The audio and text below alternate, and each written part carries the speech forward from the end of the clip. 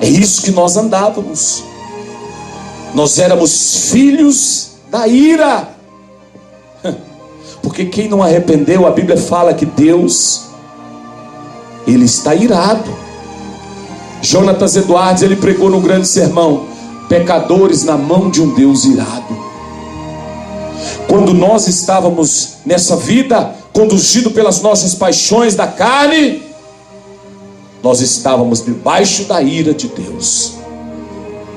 Mas vindo a plenitude dos tempos, aceitamos Jesus, o laço de morte foi cortado, a cédula que era contra nós de perdição, de acusação, foi riscada, e Jesus lavou-nos no sangue dele, e nos purificou e nos redimiu.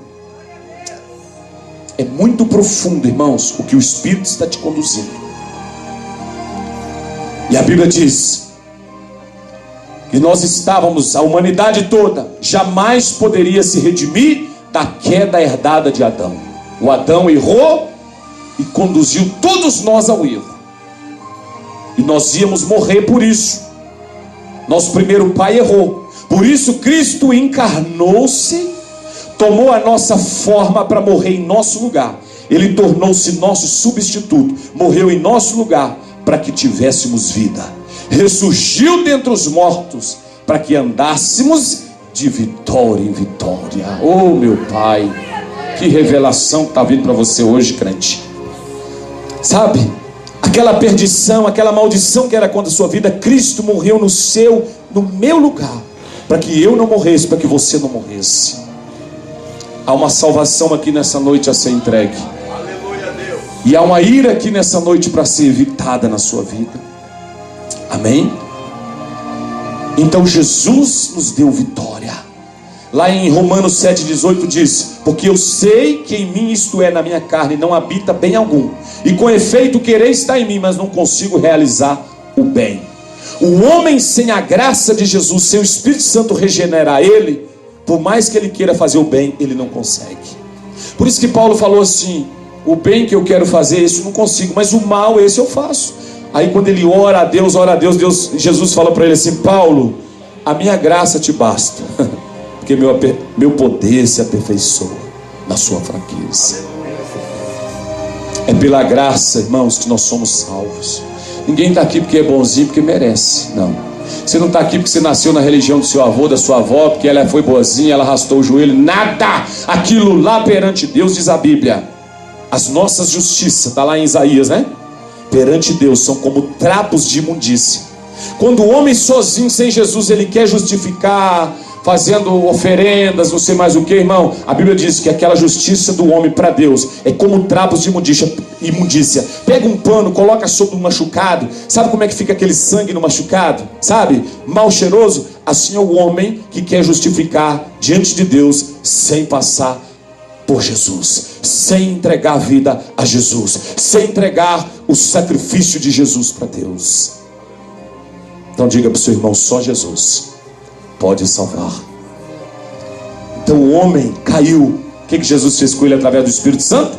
Encheu aqueles 120, deu eles vida, e vida em abundância. Diga para o seu irmão: você tem vida abundante hoje.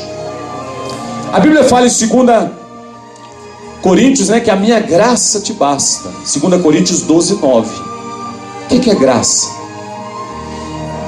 Como Adão errou, humanamente falando, não havia qualquer esperança para aquele que havia sido feito segundo a imagem e semelhança de Deus.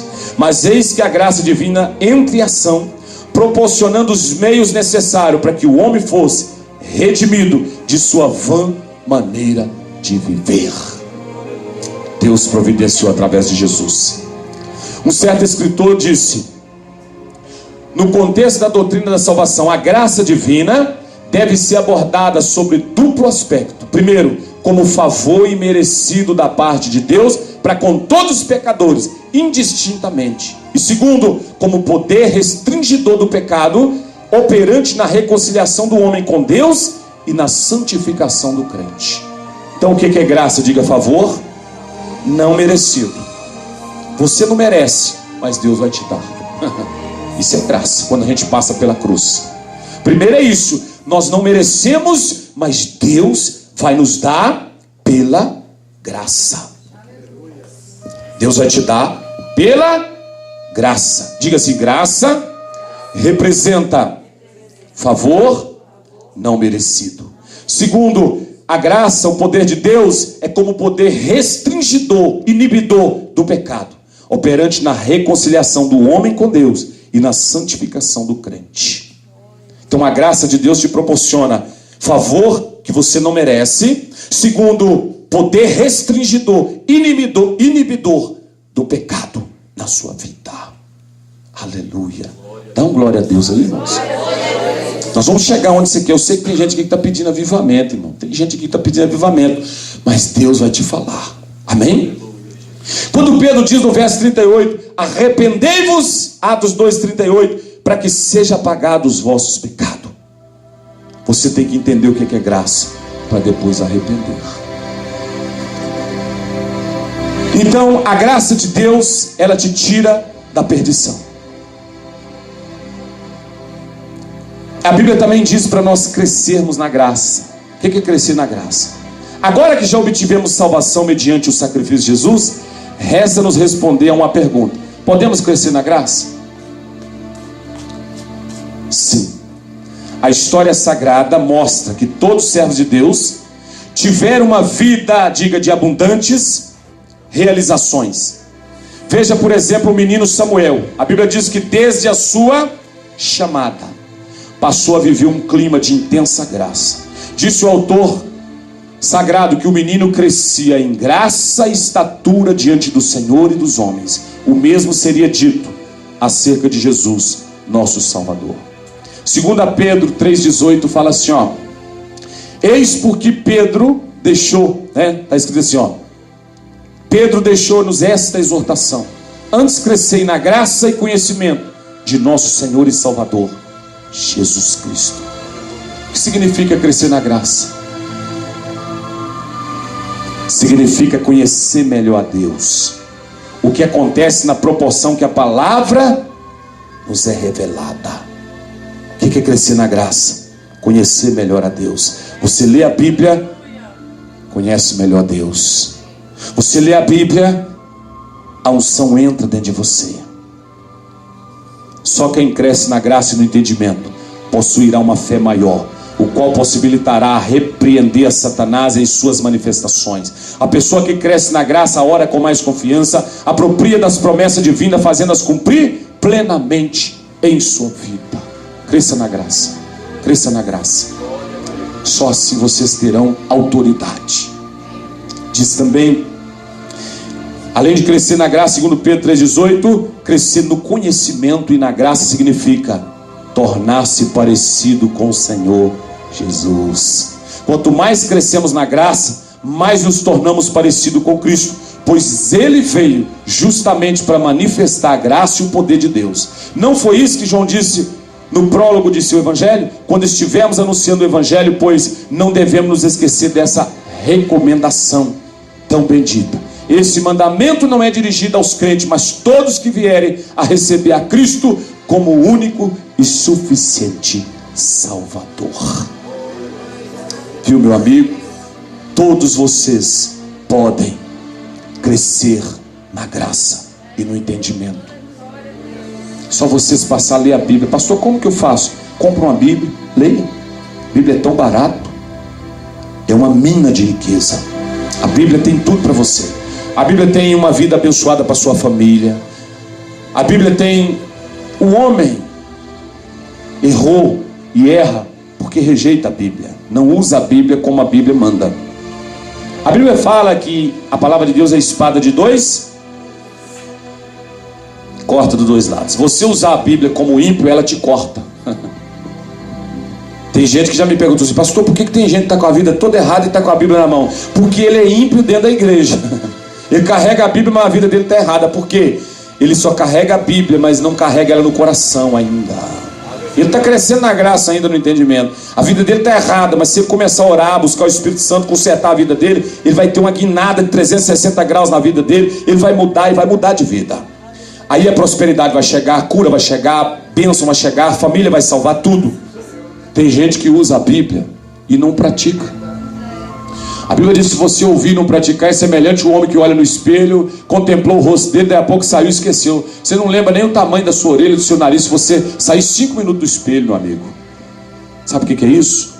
Você tem que olhar para a Bíblia e querer ela. Aleluia. E falar, eu quero seguir esse livro. Por que os homens mais pecadores se tornam os mais santos? Por que isso? Não sei. Saulo de Tarso matava as pessoas, né? Se tornou o grande apóstolo. E aí? Deus ama. Tem um ditado que diz assim: onde abundou o pecado, superabundou a graça. Tem muito pecado na sua vida, você já errou demais, a graça de Deus vai ser muito grande na sua vida. Aleluia a Deus. Deus vai te levantar da sua vida, que você está hoje, uma vida ruim, e vai te transformar, para que você dê fruto para Ele. Mas pelo amor de Deus, não pegue a Bíblia e seja um ímpio dentro da igreja, carregando a Bíblia só na mão e não no coração.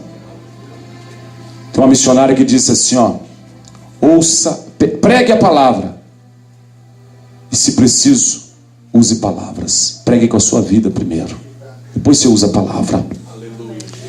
Então o verso Pedro 2,38, Atos 2,38 diz: arrependei-vos. Então diga, eu tenho que arrepender do meu pecado. Então nós falamos de redenção primeiro, graça e conhecimento, alcance da salvação. Em João capítulo 3, verso 16 está escrito que Deus amou o mundo de tal maneira, todos nós fomos incluídos, judeus, gregos, livres e escravos, homens e mulheres, adulto e criança. Não pode duvidar, pois do alcance universal da salvação, todos foram alcançados. Nós vemos então que a salvação é oferecida a todo mundo. Lá na China, na África, né? Todo lugar. A salvação é para todo mundo. Quando Deus chama Abraão para ser cabeça da nação, Deus disse que nele seria obedita toda a família da terra, amém? E foi isso que aconteceu. Pelo nascimento, vida, paixão e ressurreição de Cristo. Como representante legal de Abraão, Jesus estendeu os benefícios da promessa e aliança, até então um privilégio dos judeus, para toda a humanidade. Só os judeus podiam salvar, né? Bonito, né? Hoje brasileiro pode salvar, católico pode salvar, espírita pode salvar, evangélico desobediente pode salvar.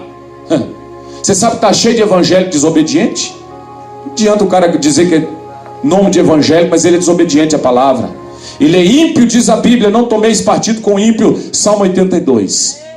Se ele é evangélico de qualquer igreja, mas ele é desobediente à Bíblia, a graça é para ele também. Ele tem que converter e arrepender e mudar de vida. Tem gente que fala assim: pastor, meu pai era pastor. Daí? Seu pai pode ser pastor, sua mãe pode ser do ciclo de oração. Isso não salva ninguém. Porque você é crente, seu filho não vai ser automaticamente crente. Cada um dará conta de si mesmo diante de Deus. Cada um vai ter que aceitar ou negar Jesus. Por isso que quando Jesus cura aquele jovem lá, eles vêm tentar acusar Jesus. Jesus, ele era cego, o senhor realmente curou, mas o senhor só curava os judeus. Aí Jesus falou assim, ó, a mãe do rapaz, aliás, falou assim: olha, ele tem idade, pergunta ele mesmo. Ou seja, ele já é cúmplice dos pecados dele. Eu falo para os meus filhos, todos eles, inclusive a pequenininha: confessa seus pecados, viu? 6 aninhos, tá ali, ó. Tem que mudar o pensamento desde já, irmãos. Sabe? Por quê? Porque Deus não aceita que nós venhamos ser ímpios. Dá um glória a Deus. Como devemos obter essa salvação? Diga: pelo meio do sangue de Jesus. Então o pecador, irmão, deve dar alguns passos em direção ao Calvário. Primeiro, salvação é pela fé. Segundo, arrepender-se. O que o pecador em primeiro lugar tem que ter? Crer que Jesus pode o salvar. Efésios 2,8 fala: a salvação é dom de Deus. Diz assim, ó, que a salvação vem pela fé e não vem de obra para que ninguém glorie. A salvação é dom de Deus. Efésios 2, verso 8. Portanto, de nada adianta o sacrifício humano para obter a salvação. Se o homem não acreditar firmemente na eficácia do sacrifício de Cristo no Calvário, jamais reatará sua comunhão com Deus. Você sabe que tem gente, o diabo faz a pessoa cair em tanta situação de pecado, que ele fala assim: pastor, não tem nem mais jeito mais para o meu pecado. Você que não conhece a graça de Deus. Porque pelo sangue de Jesus, você pode ter salvação. Diga assim: pelo sangue, eu posso ter salvação. E diz assim: salvação é pela fé, segundo arrepender-se. O que significa arrepender? Dar uma meia volta e voltar totalmente para Deus. Significa deixar os maus caminhos. Você está seguindo o mau caminho? O mau caminho vai te levar para a morte, meu amigo. O salário do pecado é a morte. Quantos estão morrendo? Porque negam Jesus, negam arrepender, negam-se voltar-se para Deus, negam-se seguir os bons caminhos. Quantos pais estão aí falando para os filhos: meu filho, busca Deus, e o filho está indo para onde? Só para o caminho errado. Quantas mães sofrendo com os filhos: meu filho, obedeça, ande no bom caminho, arruma um emprego, meu filho, para de andar com más companhia. O filho só vai para o caminho errado, aí vai colher a morte, porque o salário do pecado é a morte. Mas não para por aí não, diga-se: o dom gratuito de Deus é a salvação. É o dom dele, a sua salvação. Deus não quer que homem nenhum morra sem salvação. Por isso ele enviou o próprio Filho. Então, meu amigo, a salvação é pela sua fé. Se você crê que o sacrifício de Jesus por você pode salvar você, independente do que você já fez, a graça é para você. Qualquer pecador, por mais sujo que seja, quanto mais sujo, mais limpa pelo sangue de Jesus. Aí, depois você vai ter que enfrentar um outro problema: os matadores de profeta. Aquelas pessoas que parecem, que Jesus chamou de saduceus e fariseus, aquelas pessoas que às vezes estão até nas igrejas evangélicas ou em qualquer outra igreja, que é aquelas pessoas, como eu disse, carrega a Bíblia na mão, mas não é convertido. Ele só tem a Bíblia. Eu já vi muitas pessoas, às vezes eu vou pregar em famílias: pastor, a minha cunhada, pastor, ela é de uma igreja aí, pastor, mas por que, pastor, que ela me apedreja? É porque ela não conhece Jesus. Não adianta ela dizer que é evangélica. Ela tem que passar pela cruz e pela salvação de Jesus primeiro. Só entende de misericórdia quem teve misericórdia. Jesus teve misericórdia de mim, teve misericórdia de ti. E na hora de você ouvir o pecador que está no pecado, você apedreja ele, que misericórdia é a sua? Jesus te salvou, te lavou, te remiu. Aí você pega a Bíblia, põe debaixo do braço, e agora você apedreja o seu irmão. Lembra de onde você estava? É muito fácil, irmão, você pegar a Bíblia, pôr debaixo do braço e acusar aquele que está lá caído no pecado. Mas a Bíblia diz: aquele que está de pé, cuide para não cair. Porque se cair, meu irmão, o tombo é feio. Por isso que Jesus falou assim: ó, há muitos primeiro que vai ser últimos, e últimos que serão primeiro. Eu tenho profetizado que muitos traficantes vão sair do tráfico e vão pregar para muitos que se dizia crente, mas que desviaram, que esfriaram. Eu prego que muitos que estão lá na prisão vai se arrepender de verdade, vai se levantar cheios do Espírito Santo e vai pregar para muitos que se dizia crente, mas era esquentador de banco, era falsos convertidos. E aqueles traficantes vai pregar para eles de verdade e vai descer o Espírito Santo nele. Pastor, mas como que o senhor fala assim? É porque, irmão, eu não sei por que ele está lá, por que ele estava na vida errada, mas se ele entendeu o que é graça, e a graça de Deus vai alcançá-los, porque a Bíblia diz que a salvação é para todos, é só eles aceitar e vai levantar-se. Saulo de Tarso, todo mundo apedrejava ele. Quando o Espírito Santo visita um dos discípulos, o Espírito Santo fala para Ananias: Ananias, vai até a rua direita, porque lá está orando um homem chamado Saulo, e esse é para mim um vaso escolhido. Ele era matador de cristão? Quem aqui em Macacos ia pregar para Saulo de Tarso? Vamos supor que Saulo de Tarso morava aqui. Ninguém queria ir. Aquele homem, se estiver pregando, pastor, com a Bíblia na mão, ele faz isso, faz aquilo. Faz porque ele não conhece o poder de Deus, meu irmão. Porque o dia que ele tiver um encontro com Deus, igual ele teve, A Bíblia diz lá em Atos capítulo 9, que um dia ela ia perseguir mais um cristão que pregava em praça pública em Jerusalém, mas que bom, lá na estrada de Damasco, quando ele vinha do seu cavalo, a Bíblia diz assim, que ele não encontrou mais um crente com a Bíblia na mão para ele matar e amarrar no rabo do cavalo. Ele encontrou uma voz em cima, uma bola de fogo em cima do cavalo, que disse para ele naquela estrada de Damasco: Saulo, Saulo, por que me persegue? Duro é para ti recalcitrar contra os aguilhões. Sabe o que é recalcitrar? Aguilhões é aquilo que o fazendeiro usa lá, aquela ponta de ferro na ponta de uma vara para espetar o boi, para ele trabalhar, para ele fazer alguma coisa na fazenda lá. O aguilhão é aquela ponta de agulha, né, na vara que o fazendeiro usa. Então Deus estava dizendo para Saulo, naquela voz, quando ele cai lá em Atos 9 do cavalo, Deus fala para ele: Saulo, Saulo, duro é para ti recalcitrar, ou seja, resistir o aguilhão. Desceu um fogo em cima dele, irmão. E ele caiu. A Bíblia diz que a visão dele escureceu e ele caiu do cavalo. Eu costumo dizer que os maiores pregadores têm que cair do cavalo um dia, né? Ou seja, antes eles não eram nada, aí cai do cavalo e vão se tornar alguma coisa para Deus. Os grandes pecadores vão ter que cair do cavalo para aprender a dar valor a Deus. Tem gente que às vezes ele é muito rico, não vem para Jesus. Jesus já chamou ele há 10 anos, ele tinha 50 empresas, nunca veio para Jesus. Aí Jesus permite ele, né, o diabo vai lá e fale ele. Aí ele vem todo amarrotadinho, todo sem nada. Aí Jesus fala: aí, ó, vê aí que bênção. Mas Jesus não queria ele assim. Mas é porque ele não desceu do cavalo lá atrás. Ele continuou em cima do cavalo.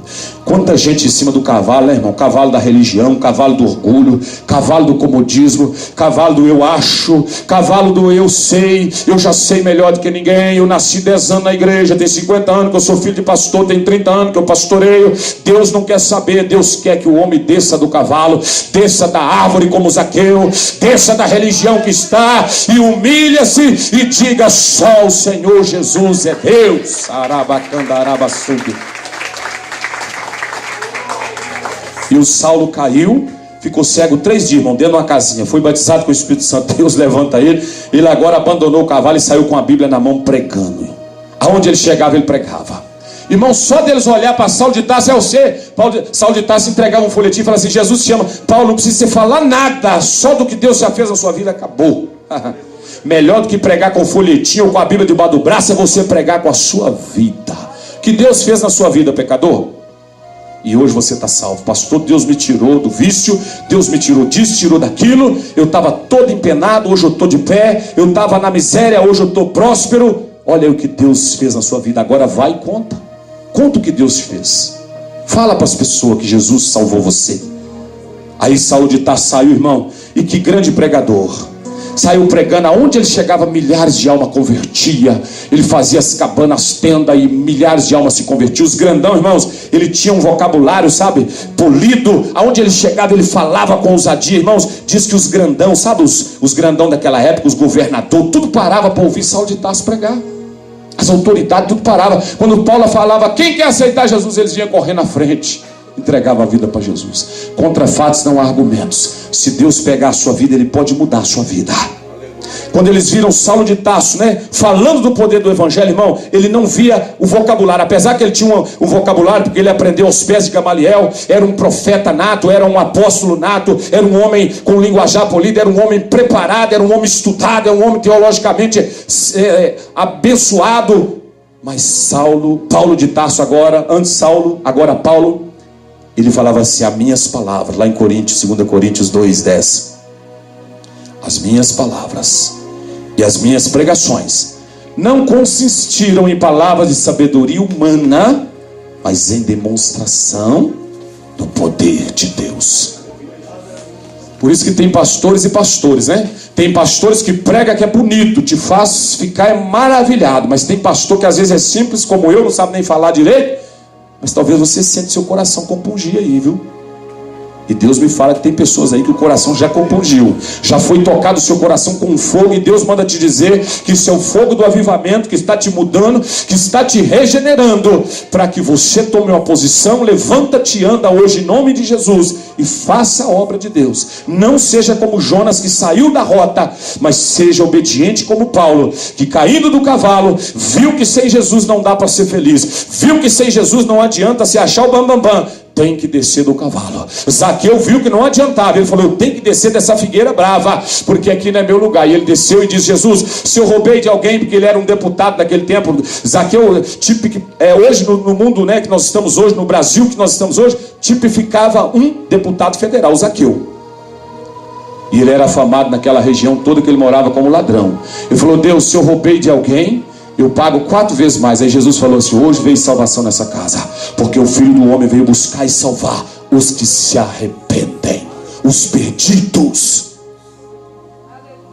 Jesus veio para você, viu? Está se achando aqui: pastor, essa mensagem está boa, mas eu estou me sentindo muito inferior. Então receba Jesus na sua vida hoje. Jesus é para você mesmo. Jesus veio para os pecadores, para os perdidos. Jesus não veio para quem não quer ele. Jesus, entre ir lá na casa agora do fulano, do doutor que não quer ele, que está lá nas mesas, lá fazendo coisas que Deus não agrada, e ir lá naquele barracão lá onde você mora, Jesus prefere ir lá naquele barracão lá sem reboco, sem nada, talvez até com dificuldade, se você o aceitar lá. Todo mundo procura Deus. Só tem um tipo de pessoas que Deus procura: verdadeiros adoradores, aqueles que buscam, aqueles que clamam, aqueles que pedem um avivamento. E o Saulo converte e entendeu o que é graça. Que você entenda o que é graça. O que Jesus fez nas vossas vidas é graça, favor não merecido. Nós não merecíamos, Deus fez por nós. Amém? Então diga: eu tenho que salvar pela fé e arrepender.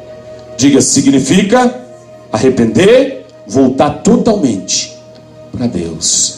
Quem sabe tem alguém aqui que nessa noite está precisando disso, irmão. Voltar totalmente para Deus.